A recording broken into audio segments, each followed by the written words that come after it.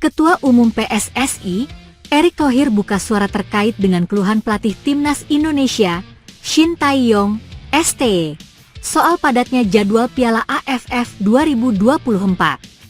Sebelumnya, ST menilai jadwal babak penyisihan grup dengan jeda 3 hari menggunakan format home away sangat tidak ideal.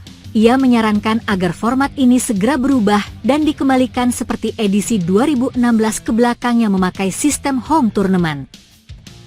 Jangan banyak bicara, jangan banyak ngeluh, kita fokus sajalah, kata Erick Thohir di Hotel Park Hyatt, Jakarta, Senin, 17 Desember 2024. Kita fokus di program yang kita sudah sepakati, tambah dia.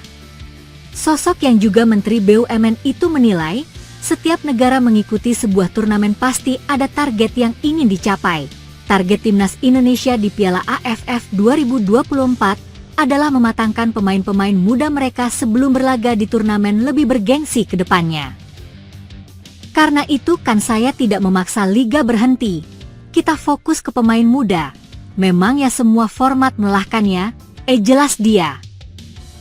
Kalau kita lihat di kompetisi Eropa, mereka main di liganya, habis itu main di Champions League di tengah kompetisi. Memang ya kembali saya berharap apapun yang kita sudah jadikan program semua komitmen, tegas Erick Thohir. Erick Thohir pinta ST untuk kalahkan Filipina, usai seri lawan Laos dan kalah lawan Vietnam. Hasil kurang memuaskan yang diraih Timnas Indonesia di penyisihan grup B Piala AFF 2024 memantik respons tegas dari Ketua Umum PSSI, Erick Thohir. Setelah bermain imbang melawan Laos dan menelan kekalahan dari Vietnam, Erick menegaskan pentingnya meraih kemenangan saat menghadapi Filipina di laga terakhir fase grup. Timnas Indonesia yang dibebani target tinggi harus berjuang keras setelah performa mereka tidak sesuai ekspektasi. Erick Thohir pun mengingatkan pelatih Shin Tae-yong untuk fokus penuh dalam pertandingan melawan Filipina, demi menjaga peluang Garuda lolos ke babak selanjutnya. Erick Thohir mengakui bahwa hasil imbang melawan Laos membuat target awal PSSI melenceng. Sejatinya, kemenangan melawan Myanmar dan Laos menjadi harga mati. Sementara hasil imbang melawan tim kuat seperti Vietnam dianggap sebagai prestasi yang realistis. Namun, situasi justru berbalik ketika Indonesia gagal tampil meyakinkan saat menghadapi Laos. Saya sudah sampaikan bahwa setiap kali kami mengirim tim, kami mempunyai target. Targetnya juga bukan sesuatu yang hiperbola, kata Erick Thohir dalam pernyataannya. Menurut Erick, laga melawan Myanmar dan Laos seharusnya bisa dimenangkan tanpa kesulitan berarti. Adapun pertandingan melawan Vietnam, Erick menyebut kalah terhormat atau mencuri hasil imbang akan menjadi sesuatu yang luar biasa. Melawan Myanmar dan Laos wajib menang. Melawan Vietnam, seperti hitungan, kalah terhormat kalau bisa seri luar biasa, tambahnya. Meski demikian, Erick Thohir menilai permainan Garuda tidak sepenuhnya buruk. Ada beberapa momen positif yang bisa menjadi bekal untuk pertandingan selanjutnya. Ketika menghadapi Vietnam, pemain-pemain menunjukkan permainan yang baik. Belum maksimal, tapi ada perkembangan yang terlihat, ungkap Erick. Namun, Erick tidak menutup mata dengan hasil imbang kontra Laos yang jauh dari harapan. Dalam laga itu, Indonesia terlihat kesulitan membongkar pertahanan rapat yang diterapkan oleh Laos. Penyelesaian akhir yang kurang tajam serta koordinasi antar lini yang belum solid menjadi catatan besar bagi Shin Tae-yong dan anak asuhnya. Menurutnya, kemenangan atas Filipina adalah harga mati demi menjaga kepercayaan publik serta harapan untuk melaju ke babak selanjutnya.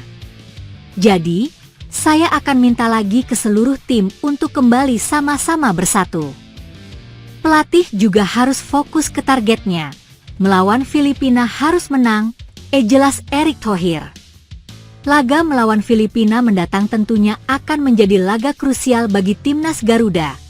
Saat ini posisi Indonesia ada dalam peringkat 2 di grup B di bawah Vietnam. Tentunya posisi peringkat bisa berubah seiring berjalannya pertandingan demi pertandingan. Sempat ada kabar bahwa naturalisasi Ula Romeni berasa stuck atau terhambat, lantaran ada sedikit kendala dan masalah teknis. Dirumorkan proses alih Federasi Striker FC Utrecht ini ditargetkan untuk bisa tuntas sepenuhnya pada Maret 2025 untuk diturunkan pada kualifikasi Piala Dunia 2026. Baru-baru ini ada informasi langsung dari orang dalam yakni Yusa Nugraha mengungkapkan bahwa proses naturalisasi Romeni masih terus diusahakan. Sementara itu, Yusa juga berpendapat kuat bahwa Ula memang bisa turun dan bermain untuk timnas Indonesia pada Maret 2025, terutama saat melawan Australia. Sebab memang sudah jadi target PSSI. Yang pertama tentang Ula Romeni. Kemarin dia saat jeda FIFA Matchday Indonesia lawan Jepang di GBK. Kita ketahui semua dia datang ke tanah air dan membuat heboh media sosial, kata Yusa. Kabar baiknya tentu kita semua tahu Ula Romeni itu tertarik untuk gabung bersama timnas Indonesia. Kita juga bisa lihat saat Ula sudah foto bersama dengan Erick Thohir. Sambungnya. Apa yang dikatakan Yusa memang benar dan fakta. Lantaran Ula sejatinya sudah datang ke tanah air dan bertemu dengan ketum PSSI saat momen jeda internasional. Jika sudah begitu, sangat jelas sekali bahwa Romeni memang positif bisa berseragam timnas Indonesia, lantaran sudah terang-terangan datang ke tanah air, sekaligus menyampaikan niat baiknya. Habis momen jeda FIFA Matchday, Ula Romeni memang balik lagi Belanda, yang pastinya dia balik untuk ke klubnya yang bermain di kompetisi Eredivisie, dipungkas Yusa Nugraha.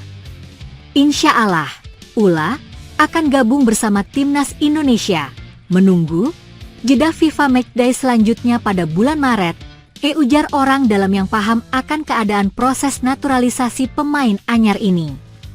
Seperti diketahui, nama Yusa Nugraha memang malang melintang di dunia para pemain diaspora.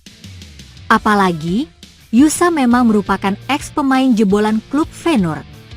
Dan, informasi perihal naturalisasi yang selalu disampaikan oleh Yusa, terkadang memang fakta dan benar akan terjadi.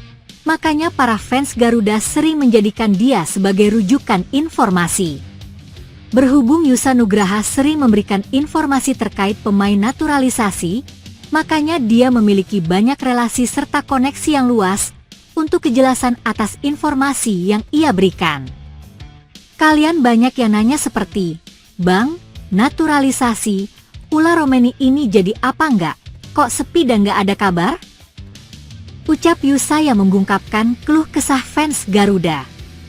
Nah, aku dapat kabar dari temanku dan salah satu temanku ini yang bekerja di DPR RI. Lalu dia juga mengurus proses naturalisasi pemain-pemain keturunan untuk timnas Indonesia. Tandas Yusa. Aku dapat kabar dari temanku kalau atasannya sudah konfirmasi dan sudah memberitahu temanku untuk kabar memulai proses naturalisasi Ula Romeni, imbuhnya. Dari pernyataan Yusa di atas tadi, bisa jadi indikasi bahwa proses naturalisasi Ula Romeni memang masih menjadi prioritas utama bagi PSSI, termasuk pula bagi DPR RI sebagai pihak lain yang ikut terlibat. Sekarang kan Desember, dan kita masih ada 3 bulan. Ini waktu yang cukup karena kita tahu kemarin proses naturalisasi Kevin, Mees, dan Eliano bisa cepat dalam 1 bulan saja, tegas Yusa Nugraha.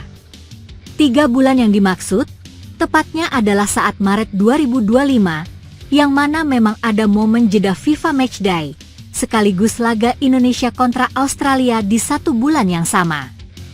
Belum lagi, Ketua Umum PSSI Erick Thohir juga pernah mengungkapkan sebelum Yusa Nugraha perihal proses naturalisasi Ula Romeni yang ditargetkan rampung pada Maret 2025. Ula, kalau semuanya lancar, dia akan memperkuat timnas Indonesia mulai Maret 2025. Kemarin, setelah pertandingan saya ketemu Ula, di luar dari kebiasaan saya, ucap Erick Thohir.